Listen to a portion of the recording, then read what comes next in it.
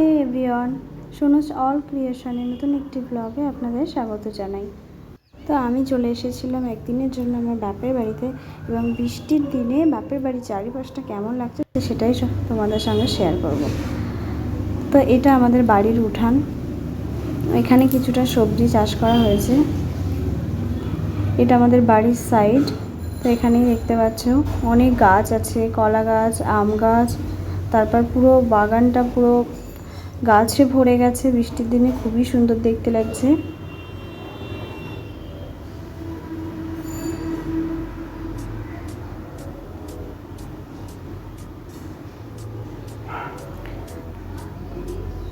আর এখানে দেখতে পাচ্ছ কিছু সবজি বাবা চাষ করেছে, তার মধ্যে রয়েছে কুমড়ো, পুঁই শাক, আর ওই দূরে দেখা যাচ্ছে লাল শাক চাষ করা হয়েছে, এখনও ছোট ছোট আছে, বড় হয়নি। আর তার মধ্যে ভেন্ডি গাছও চাষ করা হয়েছে। তারপর এখানে দেখতে পাচ্ছ কচু গাছ, পুরো অনেকটা জায়গা জুড়ে কচু গাছ। আর ওই পাড়টাতে রয়েছে একটা বড় পুকুর।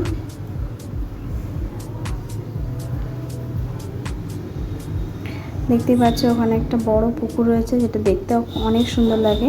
এবং পুকুরের পুরো চারিপাশ দিয়ে অনেক গাছ রয়েছে, কলা গাছ রয়েছে, পেঁপে গাছ রয়েছে, পেয়ারা গাছ রয়েছে। তো এবার আমি আর একটা পুকুর দেখিয়ে দেবো। আমাদের বাড়িতে দুটো পুকুর আছে। তো এটা একটা পুকুর। আর এই যে গাছটা আপনারা দেখতে পাচ্ছেন, এই গাছটা কী গাছ সেটা আমরাও এখনও জানতে পারিনি। তো গাছটা এমনি হয়েছে ওখানে, আর একা একাই বড় হয়ে গেছে। তো কী গাছ আমরাও জানি না। তো এখানে দেখতে পাচ্ছি একটা বড় পুকুর রয়েছে, আর বৃষ্টির জলে পুরো ভরে যাচ্ছে পুকুরটা। তো খুবই সুন্দর লাগছে।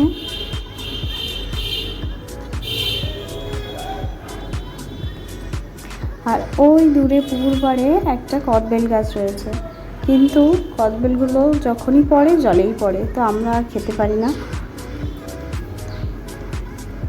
তো এখানে আমার বাড়ির উঠানে দেখতে পাচ্ছ চাষ করা হয়েছে। তো এর মধ্যে কী চাষ করা হয়েছে আমি নিজেও জানি না। আর উপর থেকে কিছুটা ঝিঙে গাছ দেখতে পেয়েছি। আর এখানে একটা ফুল গাছ রয়েছে, যেটা অনেক পুরনো, এখানে প্রচুর ফুল হয়।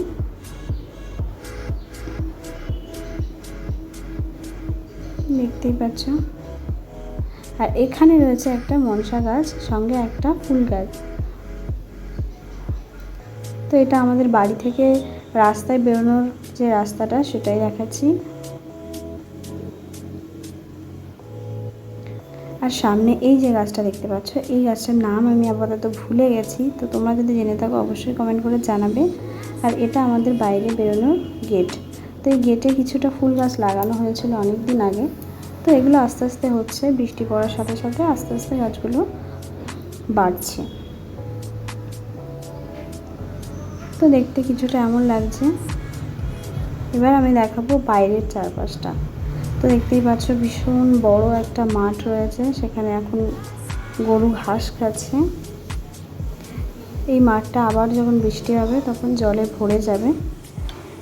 তারপরে আরেকটু জলটা কমলে তারপর ওখানে ধান চাষ করা হবে। তো এইগুলো সব ধান চাষেরই মাঠ। তো এটা আমাদের বাড়িরই একটা পাঁচিল বলতে পারো, এরকম প্যাড়া দিয়ে করা হয়েছে।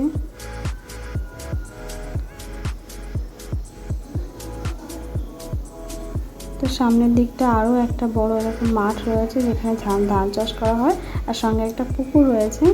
আর দেখতেই পাচ্ছ আমাদের বাড়ির যে পুকুর পাড়টা রয়েছে, সেই পুকুর পাড়ে একটা কদবেল গাছ রয়েছে, এবং দুই সাইডে কিন্তু দুটো পুকুর রয়েছে। যত কদবেলগুলো পড়ে দুটো পুকুরেই পড়ে যায়, আমরা আর খেতে পারি না। তো এখানে একজন আসছে, আমার খুব চেনা পরিচিত, এটা হলো আমার জামাইবাবু।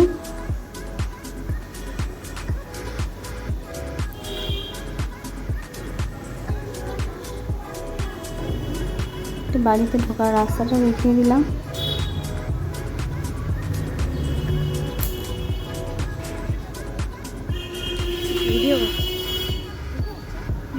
আমরা যখন বাড়িতে আসি তো মাঝে মধ্যে এই পুকুর থেকে মাছ ধরা হয়, এবং সবাই মিলে একসাথে খাওয়া হয়।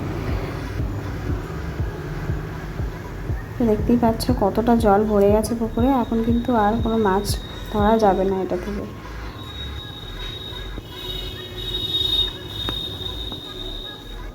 তো তারপরে আমি একদিন ছিলাম, তারপর আবার রেডি হয়ে গেছি, বেরিয়ে পড়েছি, আমাকে যেতে হবে।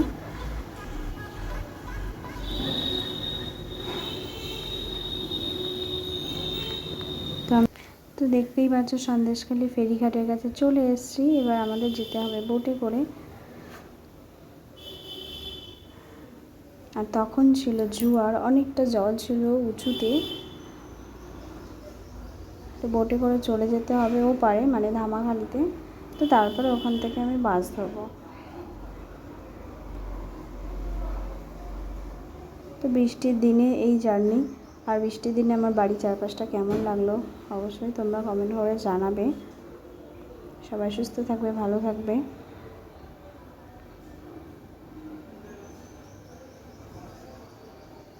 Thanks for watching my video. Bye bye.